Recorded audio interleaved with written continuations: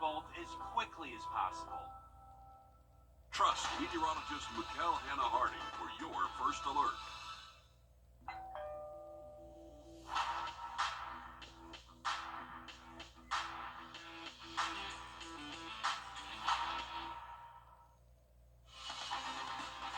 Live from Augusta, breaking news.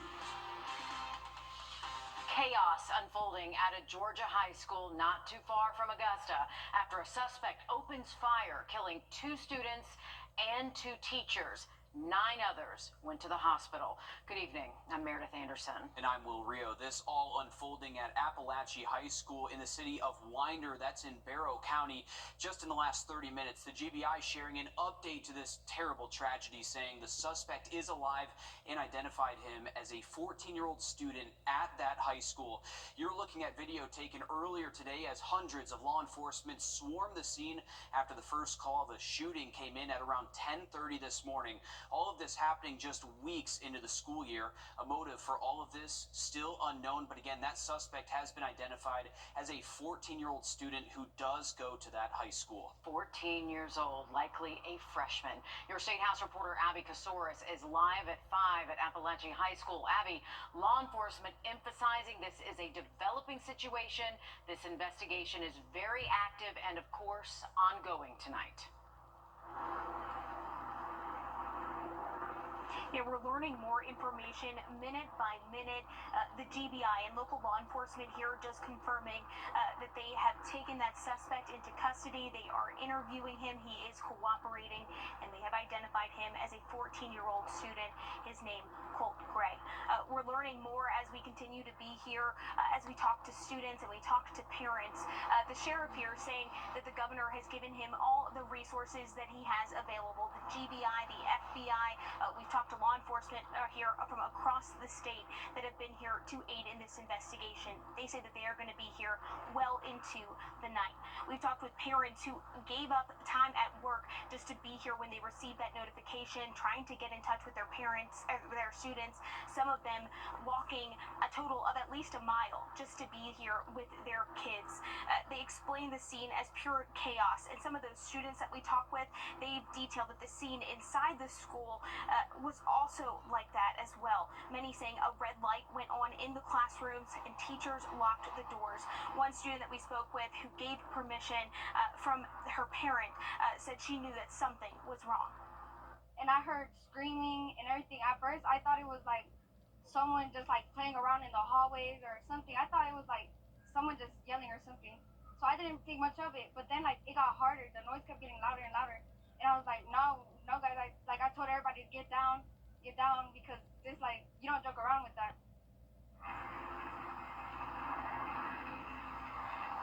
School is closed for the remainder of this week. Teachers, students, and community members say that this community is strong. Right now, they're feeling a great sense of loss and heaviness here today. That they are determined to come together and to support some of those families of those 2 teachers and the 2 students who were killed. Live tonight in Winder, and Abby Casoris on your side. Right now, Such a small community, too. Around 20,000 people, only 1,900 students at that school. It's one of those places where everybody knows everybody. Yeah, absolutely. Hard to imagine this happening, but this is the reality of the day the time and place that we live in now, where these school shootings do happen. We know that a lot of our local schools have those drills that they do every single day. You know, you hear a lot of these students say, I didn't know whether it was real or not, and that's where this training really comes into play. You heard Abby talk about the red light go off in the classroom. We're still unsure about whether they had any of those security measures in place, any metal detectors there at all. Still so many unanswered questions with this shooting. We can confirm this morning, Fox Creek High School, they had a drill, one of these active shooter drills, before they even heard about this. And my own daughter texted me today saying, hey, Mom, we just had an active shooter drill yesterday.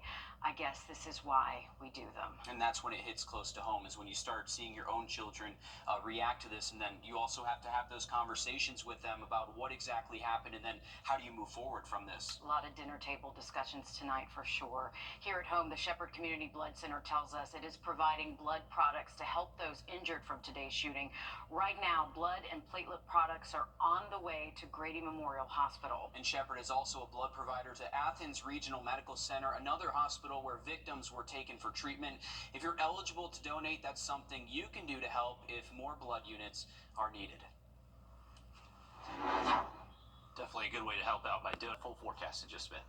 All right, thank you, Riley. Breaking down the stigma surrounding sexual health and increasing access to resources to test for sexually transmitted infections, or STIs as they're known. Yeah, today in Aiken, the Rural Health Clinic marked World Sexual Health Day by opening new services for anyone to get the testing that they need. As your Kennedy Payne reports, local data points to this being a critical service.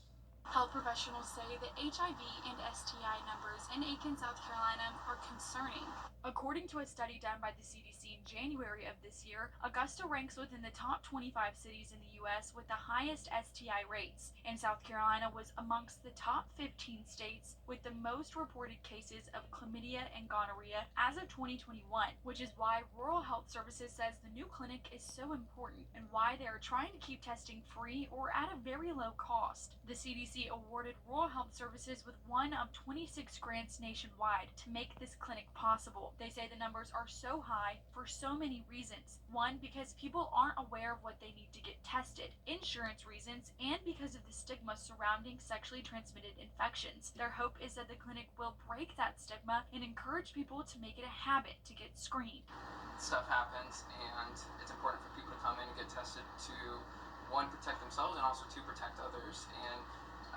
And the stigma, the fear that sometimes surrounds HIV and STIs, it only contributes to the issue. We'll have more about the new clinic and how it could help you on News 12 at 6 o'clock.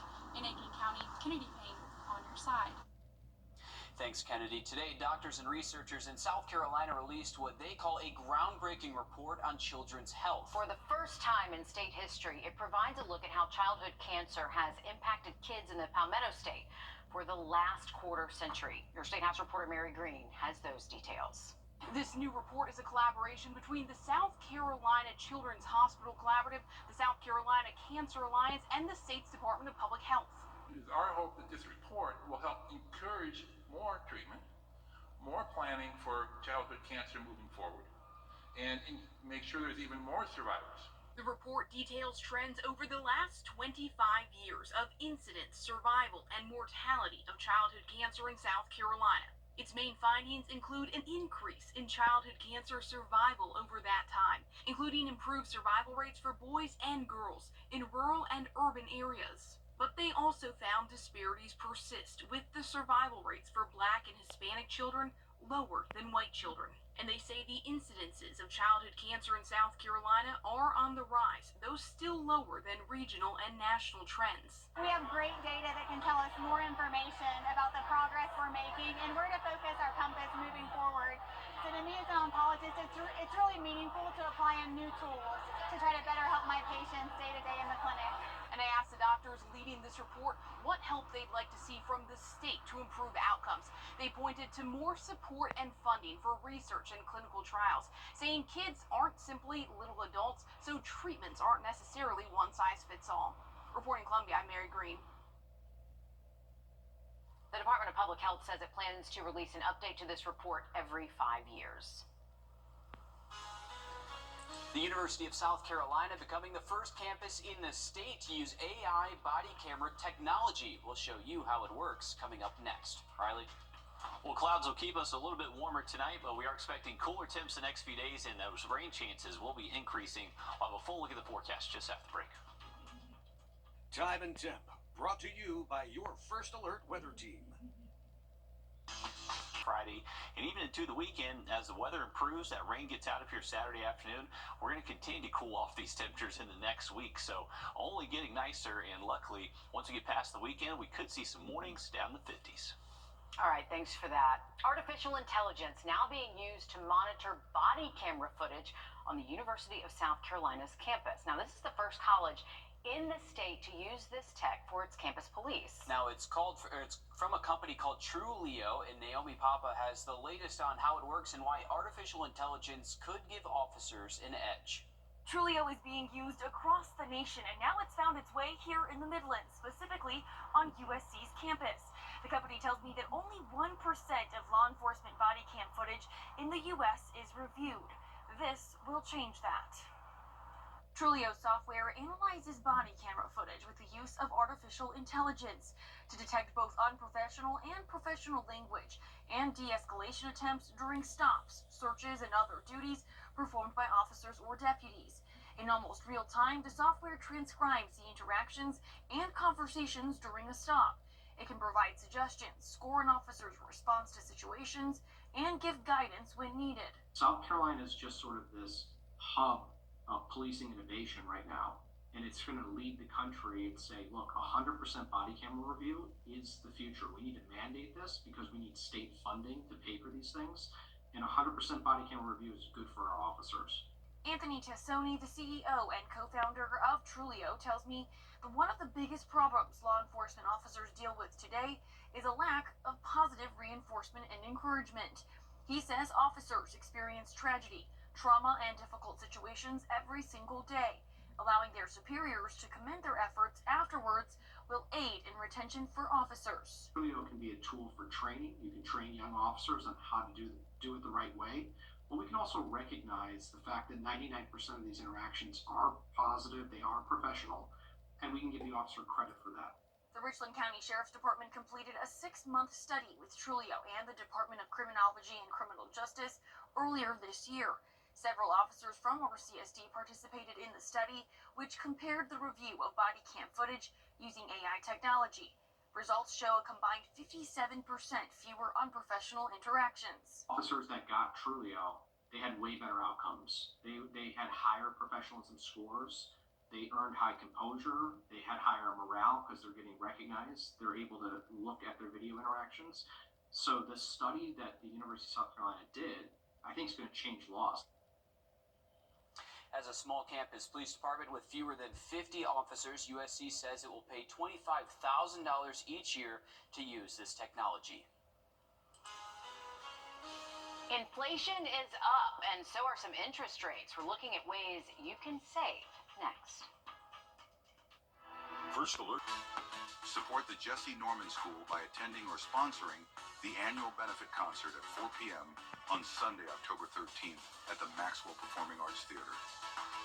Every dollar supports free and high-quality out-of-school time programming. For 15 years, AARP has collected ways to help you boost your budget and cut costs. And it's not just for those over 50. The savings are for every family that wants or needs to save a buck. Don G shares a few of the surprising ways that you can save to help make ends meet. With inflation, higher interest rates, and all the economic changes we've seen over the last few years, saving a little here and there is more important than ever. AARP has put together a list to help you save when it comes to your home, garden, car, life, and more. A great way to save money is, if you can, put off your home renovations until winter. Things have cooled off in the winter months, not only with the temperature, but with work for contractors, too. Many are looking for things to do.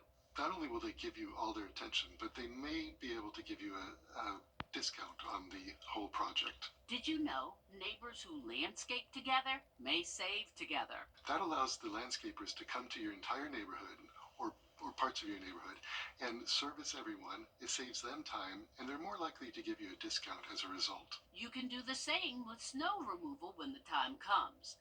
Another tip in AARP's Fine 99.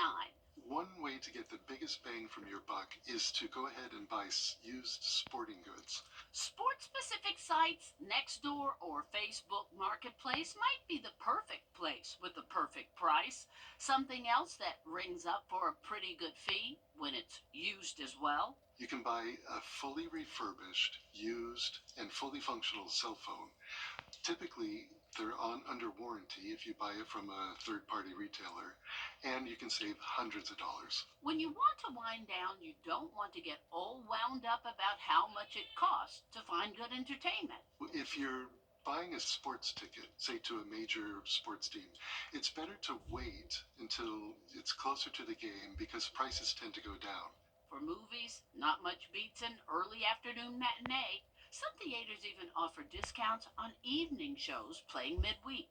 If you're going to a music concert, it's better to get them the day of the sale because then you'll have better seating availability, and that's typically the lowest price that you'll pay for a concert.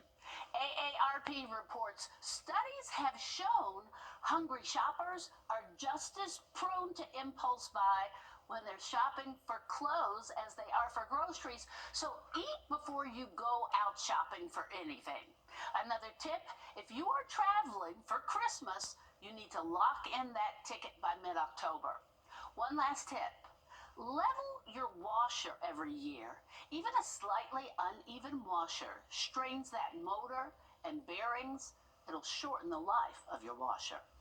Helping you make ends meet, I'm Dawn G. All right, thank you for those tips, Dawn. For the weekend, we are expecting pretty decent rain chances to start off the weekend Saturday morning, but we should dry out Saturday afternoon. It's going to be absolutely phenomenal by Sunday. Now, a quick look at that 7-day just after the break. Yes.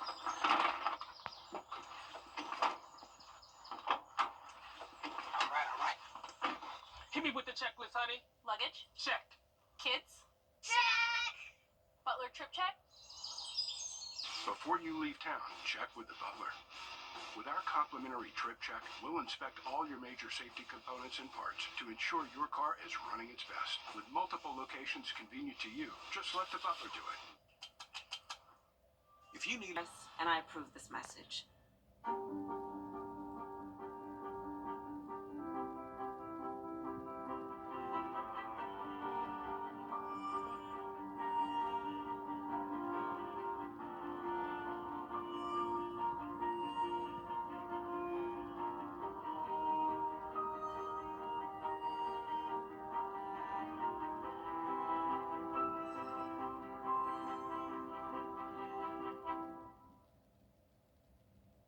When the power goes out, keep everything on. Call High Tech Power Systems Incorporated, your authorized dealer for Kohler and Generac generators. High Tech is not a heating and air company that also sells generators. High Tech is specialized in generators for over 30 years. Quite frankly, they came by and they delivered on everything they promised. So don't wait for an emergency. Call today for a free consultation and assessment. High Tech Power Systems Incorporated, locally owned and serving the CSRA since 1986. Hey, it's Anna Christina with Roof Savers. Is your roof showing signs of aging? Do you have missing shingles, black stains on your roof, or little rocks in your gutters? An expensive roof replacement could be right around the corner, but there's an alternative that's a fraction of the cost. Roof rejuvenation from Renew It and Roof Savers. Add 10 additional years to your roof's life with just one application, and it comes with the area's only 10-year warranty. Call now to see if your roof qualifies. Roof Savers. Save your roof, save your money. small settlement? The First Alert Team, named best in Georgia. Every time you visit Parker's Kitchen, your support makes a difference, impacting education for kids of all ages. And none of this happens without you. Live from Augusta. Breaking news.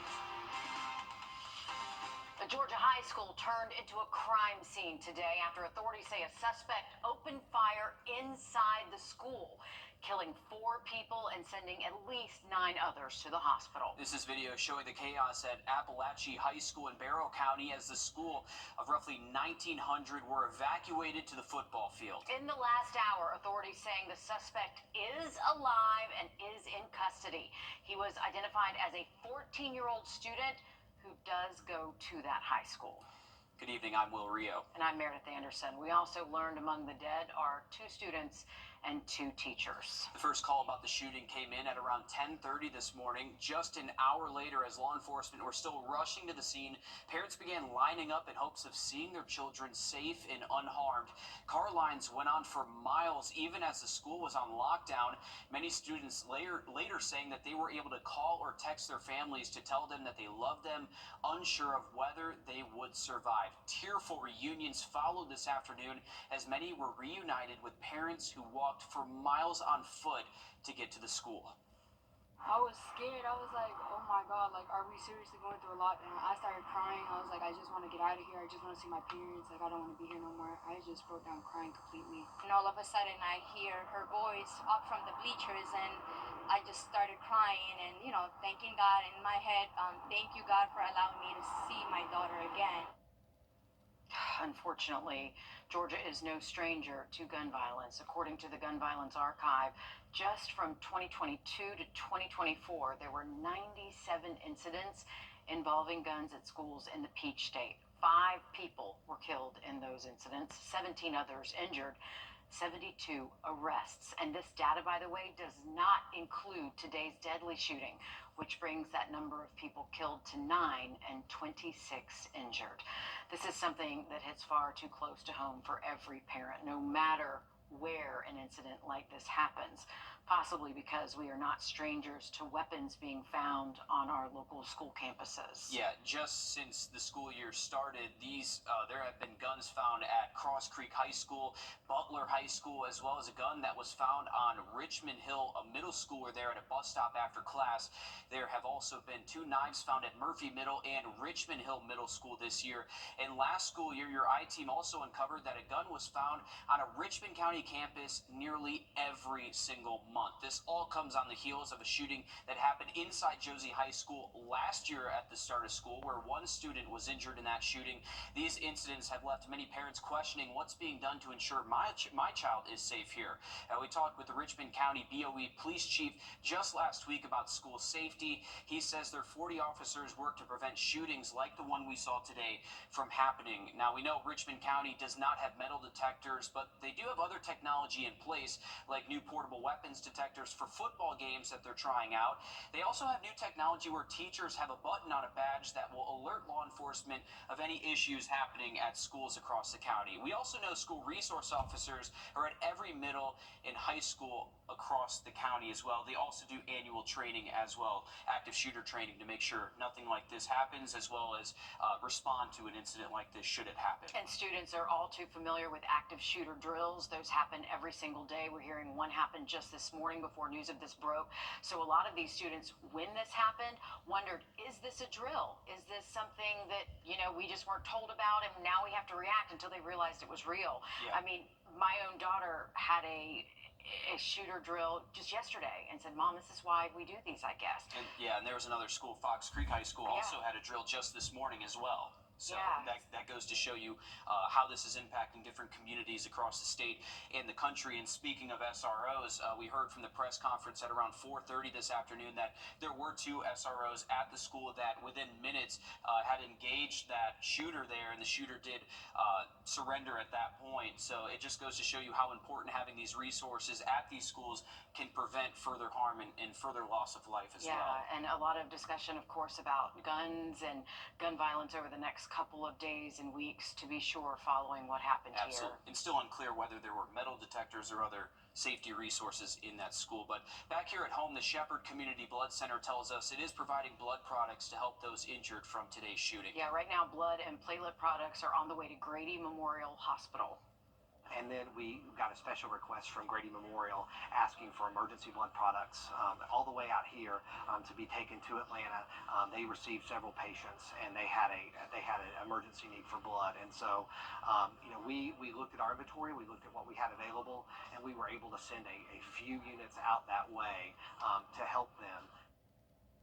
Shepherd is also a provider to Athens Regional Medical Center, another hospital where victims were taken for treatment. And if you're eligible to donate, that's something that you can do to help if more blood units are needed later on. Well, this morning we were seeing the coolest Thanks, Riley. Burying a loved one is probably one of the hardest things most people have to do in their lifetime, but for one family, their pain continues because they say their father's headstone has gone missing from Cedar Grove Cemetery. Notably, this is a city-owned cemetery with a rich history dating back to the 1840s. As your Sydney Hood reports, this local family is now fighting for answers to what happened to their father's grave.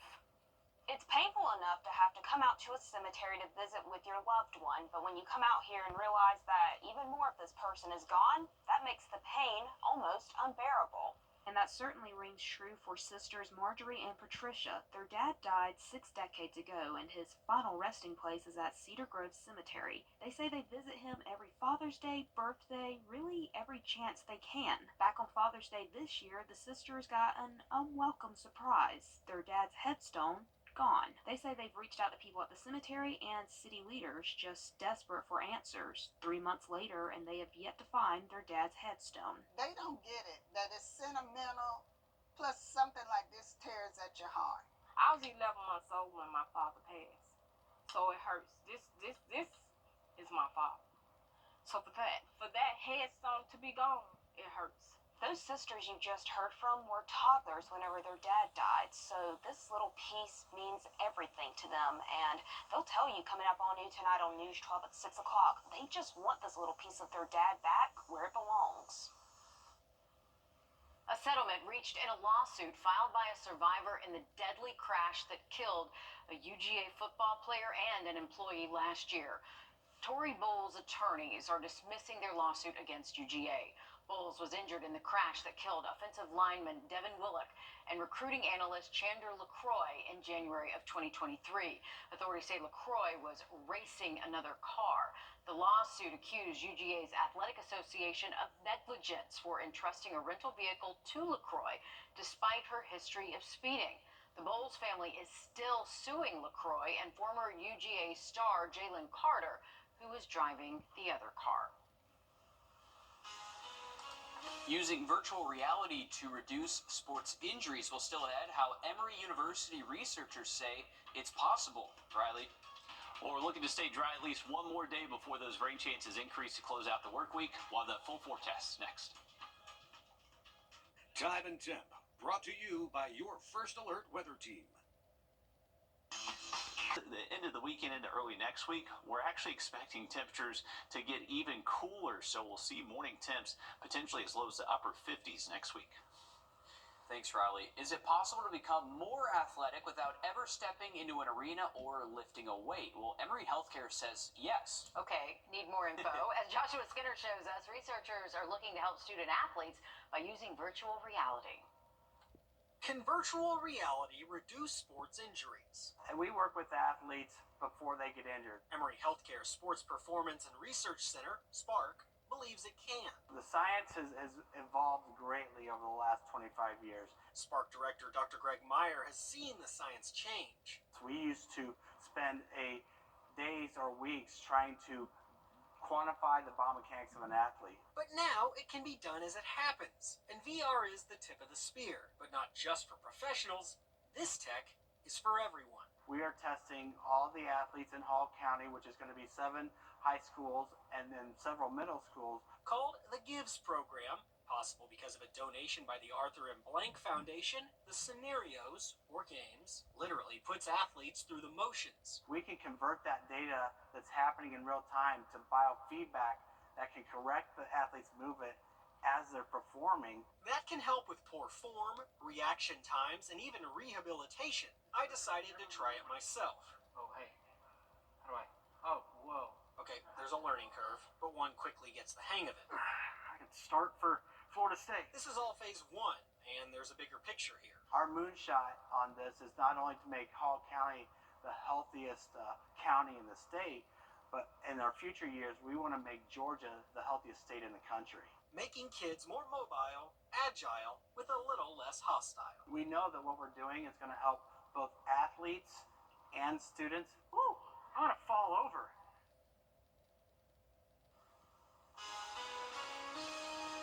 I would argue protecting your Apple ID is as important as protecting your Social Security number. I'm Jamie Tucker. Coming up, a critical mistake that many parents are making that puts their information and that of their child's at risk. First Alert Radar, powered by Jim Hudson Automotive Group. People is what they do. It's all they do. Call all 9. A common practice for parents who have children with iPads or smartphones is to share their Apple ID with them in order to monitor what their child is doing online. But Apple is discouraging you from doing this, saying it can cause several practical and privacy issues. Your consumer tech reporter Jamie Tucker explains. What the Tech, sponsored by Augusta Preparatory Day School. A lot of parents let their young child use their iPad, or maybe they give them an old iPhone to use. But the devices are signed in with the parent's Apple ID. That sounds convenient because the parent can monitor what the child is doing online. But it's also a very bad idea. Here's why. If a child uses their parent's Apple ID on their own device, they can see your text messages and content. They can see passwords, payment details. They have access and can accidentally delete photos from the iCloud forever. And if they share the Apple ID password with one of their friends, well, it puts your privacy at risk, as anyone with that information might be able to log into your Apple account without you knowing it. If you're sharing an Apple ID with anyone, particularly children, there's a better and safer option. Let them get their own Apple ID. Now, children under 13 cannot create their own Apple ID, but you can set up one for them in family sharing. On your iPhone or Mac, go to Settings and look for Family. Tap the icon at the top of the page and then Create Child Account.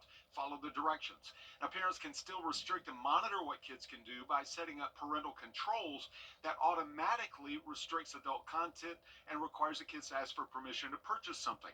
And when the child turns 13, they can use their own Apple ID with or without parental controls. Bottom line, having their own Apple ID is good not only for the kids, but for the parents, and reduces the risk of identity theft or just personal information getting into the wrong hands. That's What the Tech. I'm Jamie Tucker. Lakeside Volleyball has made huge strides over the last 2 seasons. We last checked in with the Panthers when they were kicking off their season a month ago. Since then, they've been gliding through the win column. Hey, you love to see it. When you have a dominant season like a 40-win season the year prior, it's pretty hard to duplicate. But in just 20 games, the Lakeside Panthers volleyball team has made it look pretty easy. After falling to St. Vincent's in the early season tournament, the Panthers flew through 6 straight wins. Then another hiccup came against Brookwood. Then they turned lemons into 9 straight wins and counting. They're undefeated in the region. They've won 37 sets to 7, and they're halfway through the season. A month from now, they get into the playoffs, and if they keep at the rate they're going, they'll be the ones to watch. Tonight, they host Midland Valley for a cross-state friendly. Okay, it was a tight race for who would get the game of the week. South Aiken versus North Augusta went neck and neck with Lakeside and Evans since Friday. Both big region matchups, the T-Reds and Jackets won by 32 votes. South Aiken has not beat North Augusta since 2021 and has won only twice in the last 8 seasons that they've gone against each other. So a little redemption that they're looking for this weekend. And I think they're going to have to be playing in a little bit of rain out there, Alyssa. We are bringing back some rain chances showing up for Friday night evening football games, and should stick around to early Saturday morning. Another quick look at that forecast just after the break. Please join me for a live educational webinar where I'll break down every aspect of Medicare. I promise you'll walk away feeling confident and prepared to take the next step on your Medicare journey. It's free to join, and you can sign up right on our website, ru64.com. Southland Paper Feed Store. Never took you for a mariachi guy. Really not a huge fan, but seems to be all let's do these days. ru64.com. Who are you talking to? Georgia Governor Brian Kemp officially recognizing National Hunting and Fishing Day. According to Georgia DNR, Kemp signed a proclamation to mark the day for September 28th. That means it will be free for you to fish all day on that holiday, and you will not need a fishing or trout license for any public waters. Now, this includes lakes, streams, pond, and public fishing areas. Riley, this is a great way to thank anglers and hunters across the state.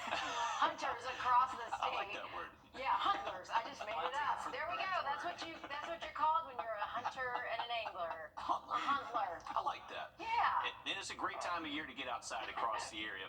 Great fishing weather over the next several weeks, and as we head into fall, that bite should just continue to improve. So, hey, not a bad afternoon to be there along the Savannah River. We do have a little bit lower than usual river level, so if you're going to be boating on that stretch, just be safe. Remember, there is that retention wall underneath that water surface.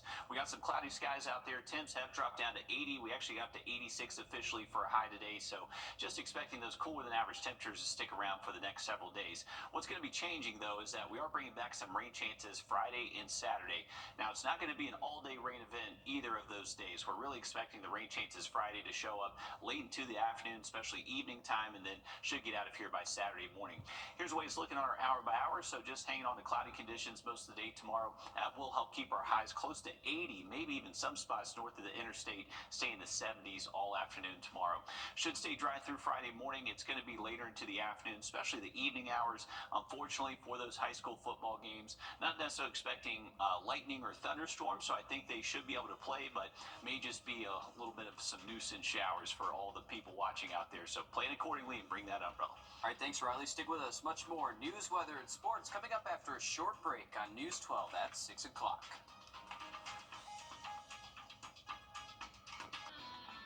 Your safety comes first with the First Alert Radar Network. First just got faster.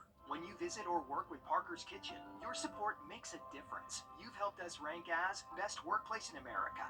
None of this happens without you. Thank you. Live from Augusta, you're watching News 12 at 6 o'clock.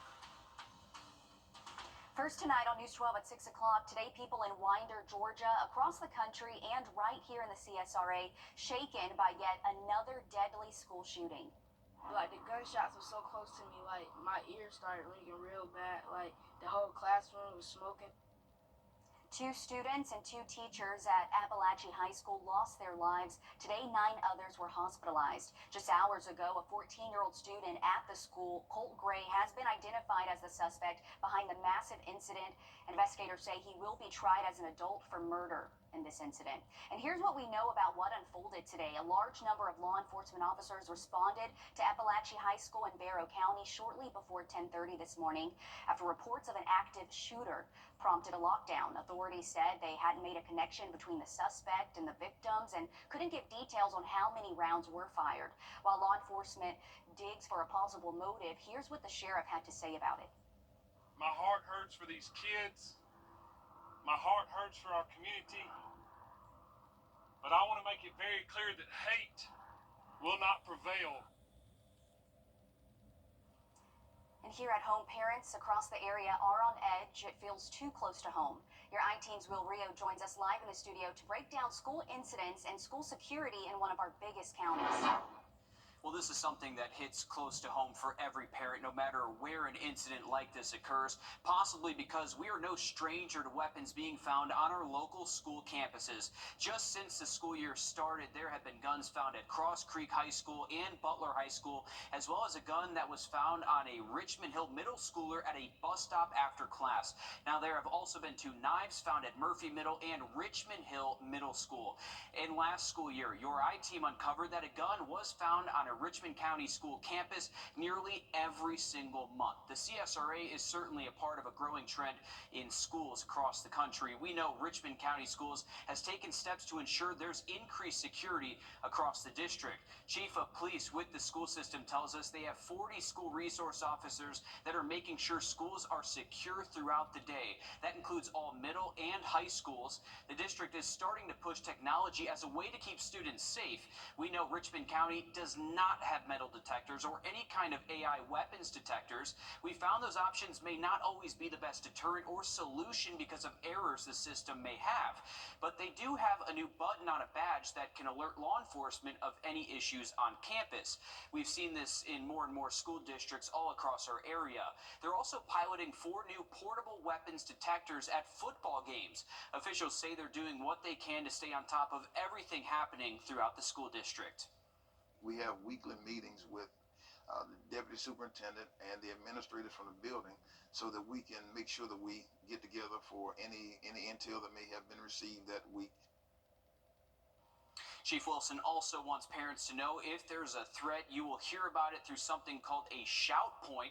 That's the call or text that they send out if something does happen within the district. So make sure your contact information is up to date. He also adds if you have an issue, contact his office through the portal and you can file a report there. Also, our local sheriff's offices do active shooter training annually. Columbia County Sheriff's Office did tell me today they did theirs back in May. So this is something that they continuously work on. We've also had a few of our schools just recently do that active shooter training as well.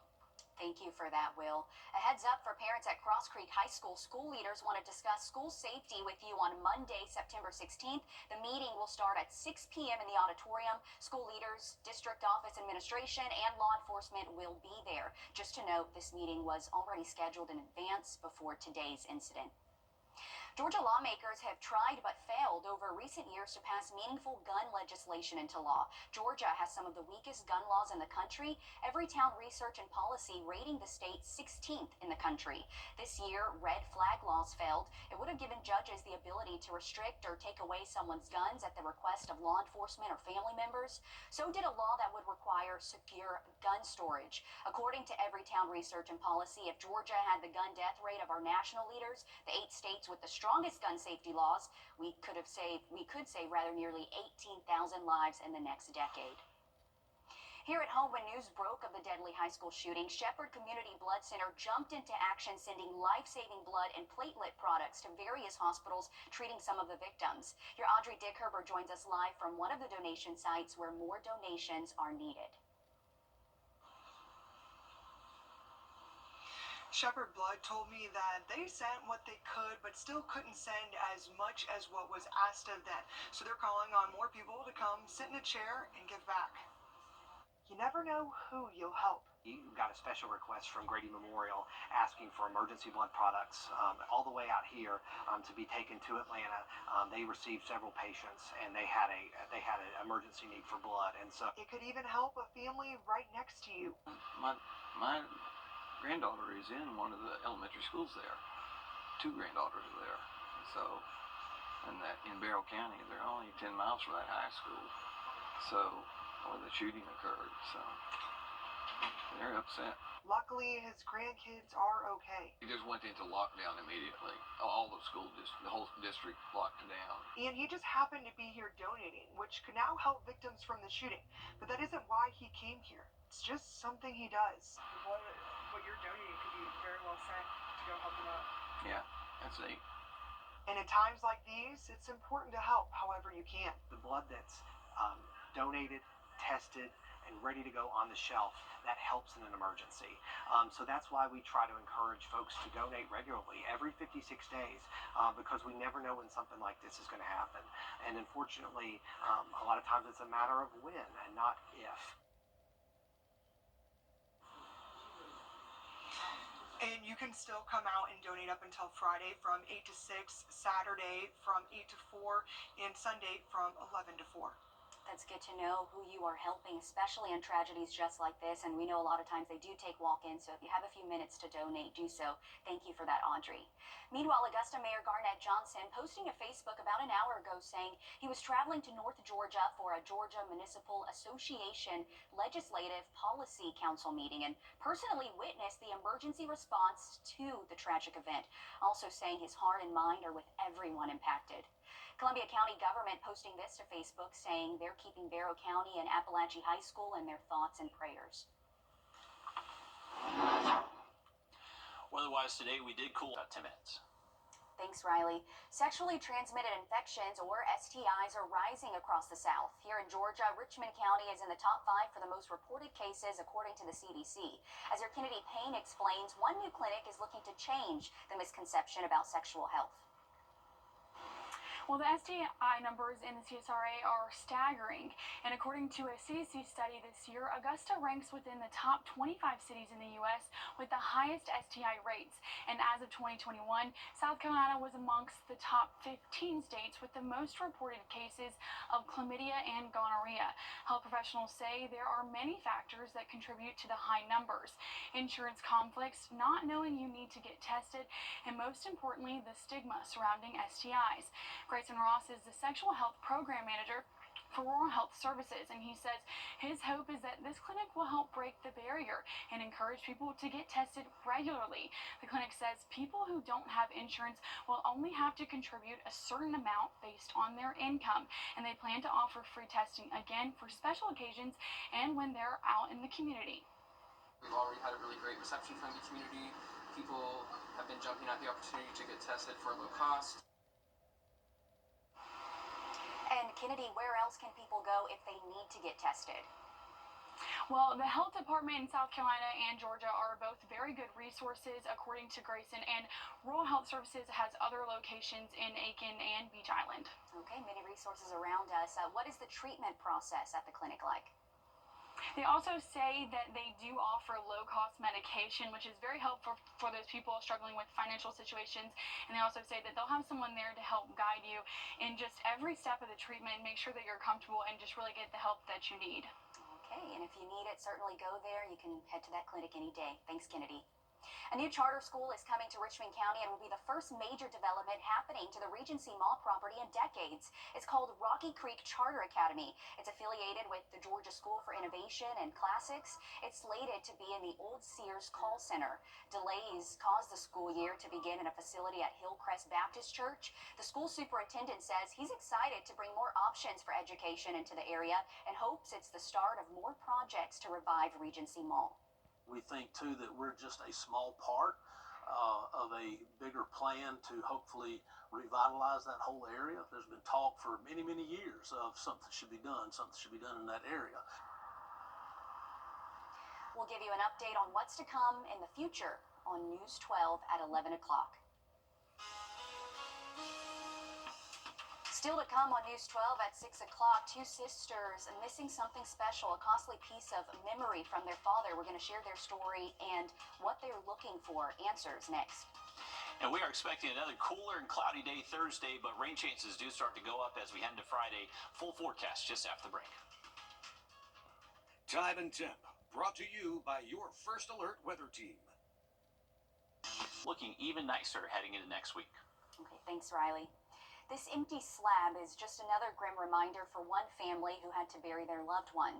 When sisters went to visit their father at Cedar Grove Cemetery, they were greeted with an unwelcome surprise, a missing headstone. Not only is this a costly issue, but the pair are left with few answers as to why. Your Sydney Hood has the story. This is supposed to be a place where one can rest in peace, yet this empty spot where a headstone should be tells a different story for one family. It's a sore subject. I called her. I said, that headstone is missing. It's gone. And a sore sight. I said, oh, you're at the wrong place. I said, no, I've been coming here for years. I know where it is. Sisters Marjorie and Patricia lost their father more than 60 years ago. Fast forward to now, the headstone is gone. Months later, and the sisters say no one has been able to tell them where their dad's headstone is or how it went missing in the first place. With me being the oldest sibling alive, I feel like I failed my father. I feel like I failed my mother. We reached out to the Richmond County Correctional Institution, who oversees the 6 inmate crews responsible for ground maintenance in the cemetery. Warden Evan Joseph says the Webb sisters' complaint was turned over to the city's risk management department, and they've been in contact with the sisters, but Marjorie and Patricia say that's not the case. We don't have the extra money to just come out and just buy another headstone. But we got to figure something out, because we don't want our father to continue to rest here and no headstone, no marker to say that he was even here. It's hard enough to lose a parent. I was 11 months old when he passed, so I don't have no memory. So this is all I have. But to lose even more of them is something these sisters don't wish on anyone. In Augusta, Sydney Hood, on your side. Just heartbreaking to hear those sisters missing a special piece of their dad as they walk up to that cemetery. We'll continue to follow that for you. Coming up in sports, Lakeside High School volleyball set on continuing excellence this season. How the 18-2 team is building something special next in sports. What are they doing here? I don't know. AC is acting funny. It seems like everything's fine with the air conditioning. Is anybody messing with the temperature? Are you 64.com? On your sideline. Once you set an expectation, you either meet it or you fall way off the mark. Lakeside Volleyball is close to exceeding expectations this season. This is a group that had a 40-win season last year and fell fell in the round of 16 to St. Pius. This season, they've had stretches of 6 wins or more, racking up 18 wins in 20 games.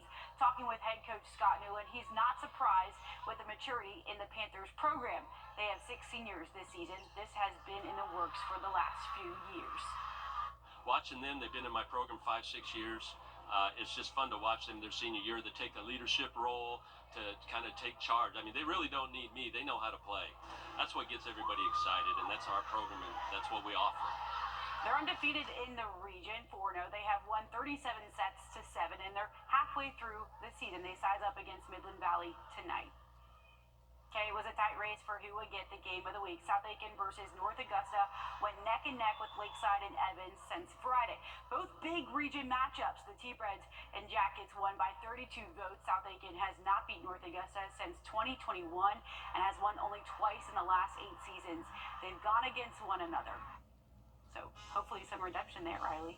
Hopefully so, and it looks like it is going to be a wet matchup out there Friday night. We are expecting a chance for showers to be showing up Friday evening and sticking around early into the weekend. Now look at that forecast just after the break. Trust Chief Meteorologist Riley Hale for your first alert. Ask your child's eczema specialist about Dupixent. Coming up tonight on the CBS Evening News, the mass school shooting today. Authorities say 4 are dead and 9 injured after a gunman opened fire on a high school in Georgia. What we're learning about the tragedy that has shaken this community. That and more headlines tonight on the CBS Evening News. And we're continuing to follow that shooting out in Winder, Georgia at Appalachia High School, where a 14-year-old student at the school has been identified as the suspect behind the deadly mass shooting. Authorities said they hadn't made a connection between the suspect and the victims and couldn't give details on how many rounds were fired. New tonight, Barrow County schools are closed the rest of the week.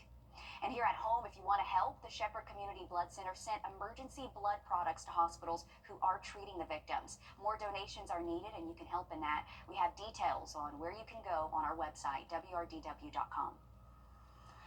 And temperatures for the next couple of days are going to continue to trend below average. Pretty cloudy conditions Thursday, but staying mostly dry. Rain chances do start to creep back into the forecast as we head into our Friday evening, especially into our Friday night and early Saturday morning. But overall, temperatures are going to remain well below normal for this time of year. If you're heading up to the lake, remember those lake levels still trending more than 4 feet below full pool, and those lake temperatures currently down to 83 degrees. So these cooler nights are definitely going to help drop off those lake temps. Highs up there at the lake tomorrow could struggle to make it to 80, and we should actually stay in the upper 70s by Friday as those rain chances do start to move back in.